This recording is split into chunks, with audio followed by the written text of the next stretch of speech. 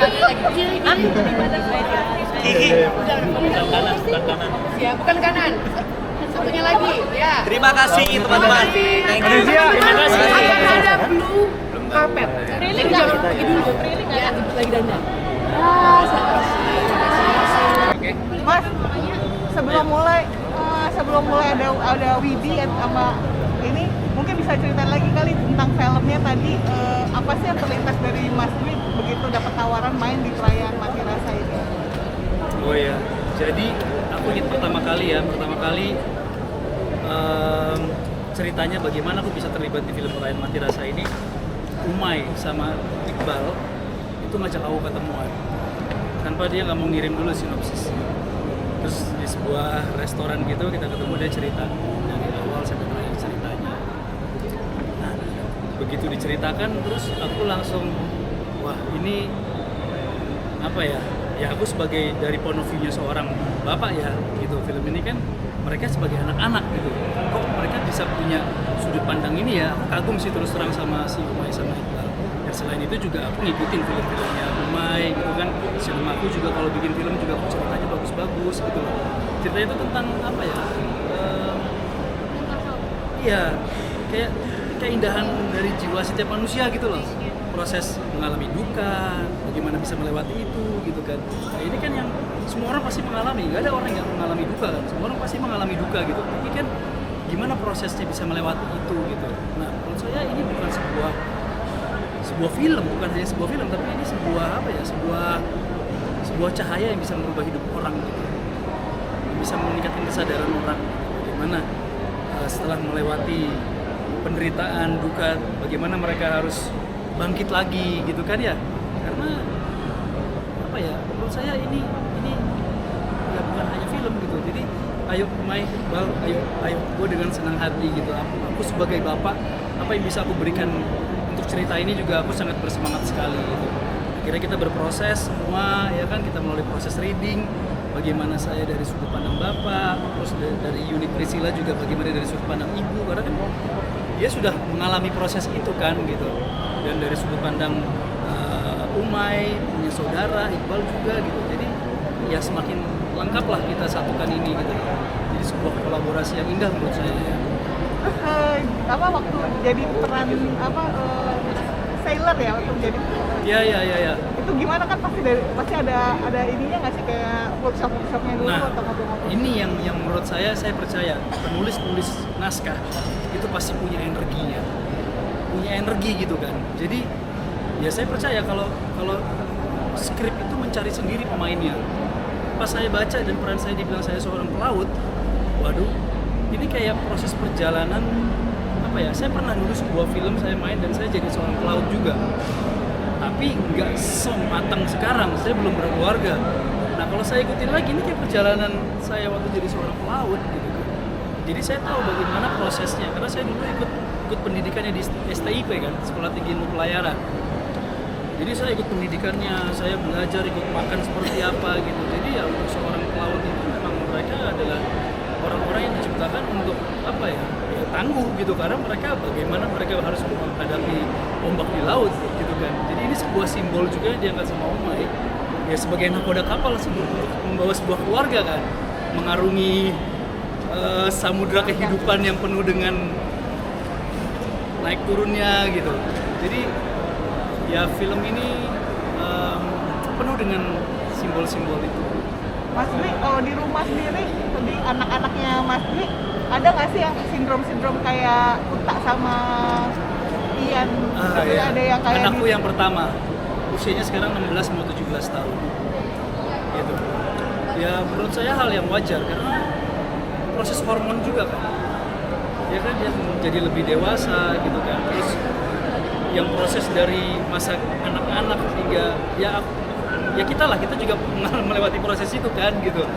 Pernah jadi anak-anak juga gitu. Ya memang ada harapan-harapan yang diinginkan oleh setiap anak saya. Dan orang tua pun juga pasti punya harapan-harapan sendiri kepada anak-anaknya. Tapi ya yang berbahaya harapan yang dipaksakan kan. Gitu, kalau terlalu dipaksakan ya kalau nggak sesuai kenyataannya akhirnya akan kecewa, akan duka gitu. Karena ya seorang anak pasti punya harapan. Orang tuanya yang memang akan melindungi dia selalu, ya akan selalu mendampinginya gitu.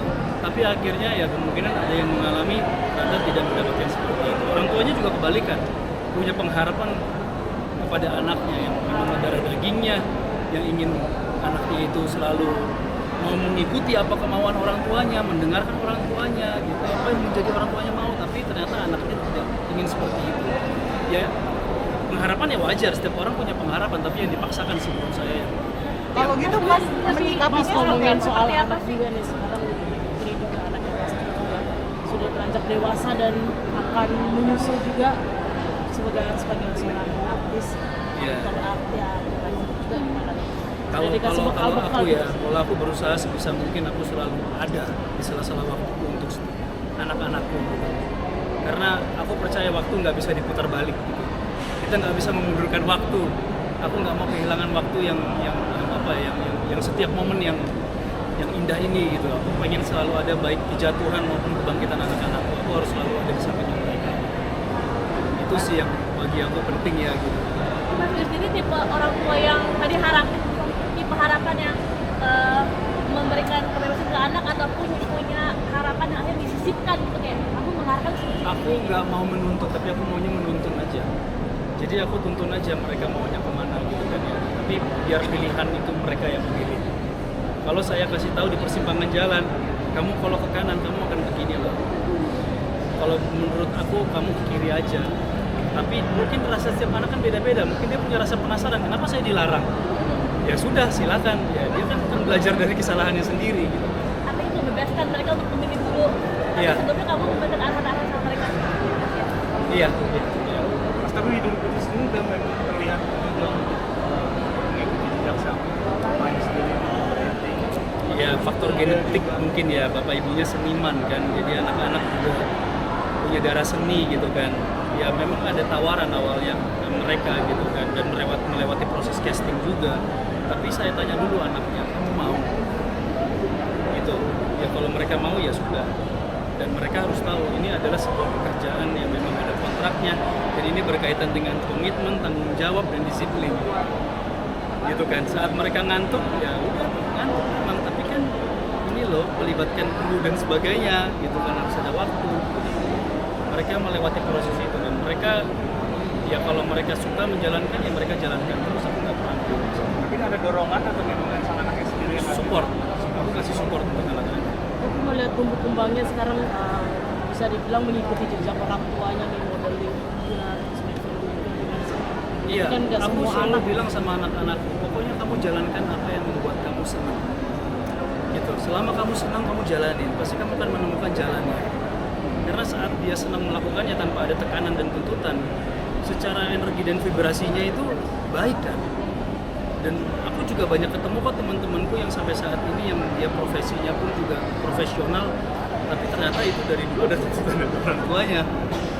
Sebetulnya ada keinginannya dari dalam gitu, tapi ternyata ya belum tentu kejadian juga. Tapi alangkah bahagia sekali pasti setiap anak yang mendapatkan dukungan support dari orang tuanya pasti akan bahagia sekali, tumbuhnya akan bahagia. Nah, pasti akan turun semua ke anak-anaknya lagi gitu. Kalau Mbak Widi sendiri gimana? Mbak Widi sendiri sebenarnya akhirnya gimana? Support juga? Oh ya pasti. Widi selalu mensupport anak-anaknya, justru malah saya kagum sama Widi karena dia bisa sangat melihat potensi anak-anak dan dia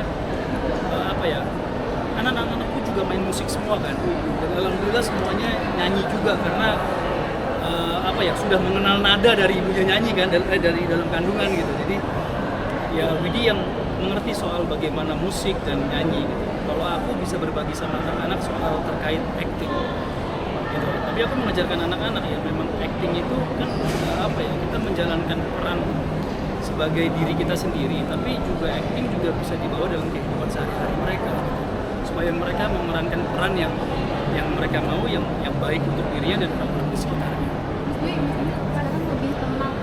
Apa sih yang bisa bikin Mas Dwi lebih tenang? Salah satu hobi bikin parfum atau apa nggak sih? Mas Dwi, hobinya unik-unik nih keluarga.